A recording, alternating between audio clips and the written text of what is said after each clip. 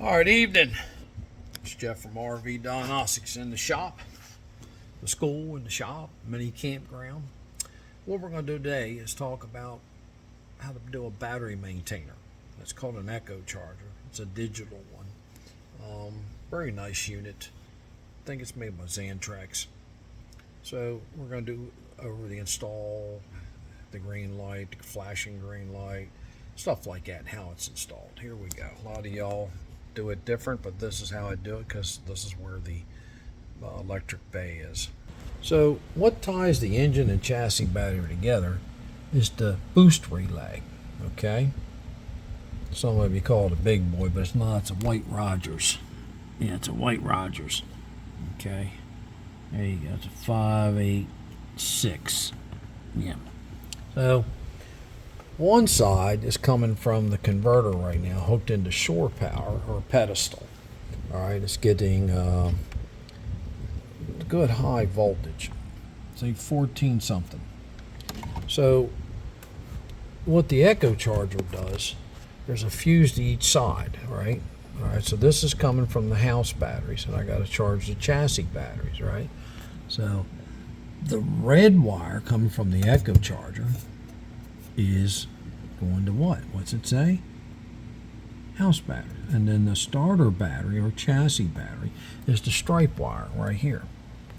So this is the house coming from the converter inverter, right? And that's the black wire's ground. There's a 15 amp glass fuse in there. And then right here, you look at this right here and you say, well, there's a gray and a purple wire. So the gray is red, the purple is red in the print. That means it's chassis. How can we tell this? Watch. Here's a brown wire and a white wire, same relay, but if it's a brown and a white, which is in black print, it's the coach. So I couldn't put the wire all the way over here. All right, so I just went from this side because this wire is coming from the chassis. This is the house. So if you follow this one out right here, it goes all the way over to there.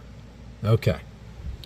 So if that's a solid green light, everything's charging. If it's flashing, there's 10 volt difference between your chassis / engine starter battery and your house batteries. Folks, that's a big difference. Something ought to be off in there, or dimmer and crap in there. All right. So basically, that box works. It works off when you hook the shore power, run your generator, which is feeding, both are feeding 120 to the inverter converter, and that becomes a battery charger. So it'll charge both sets of batteries, goes back and forth. Now, if you're riding down the road without the generator on, you're just using your engine battery. Well, the engine battery's getting charged. It goes through the Echo Charger and says, hey, man, I'm 13.7. I'm doing pretty good over here, right? All right, and it starts charging the house battery. Remember, it's got a 15 amp max load. If the light comes on and it's red, it's thermal over. There's a thermal switch inside here. One, we got a solid green light, means everything's good. Blinking green light means it's trying to charge, but be careful, you might blow a fuse because you got 10 volts difference between the chassis and the house batteries. That's a big difference, folks. You'll be able to find out what's wrong. If it's red, that means, man, you just put me in overload. That little box getting too hot. I'm out of here. All right, thank you very much, Jeff from RV Diagnostics. Don't forget to subscribe. Don't forget to give me the likes up. Don't forget I got a Facebook page with over 33,000 members of RV Diagnostics. Don't forget I got an RV Diagnostics garage and school. It's heated and air conditioned. And I also have a mini campground back here where you can hook up to 30, 50 amp water and sewage. Remember, I got to charge you a little bit if you use my sewage because I got to get it pumped out. Thank you very much, Jeff from RV Diagnostics.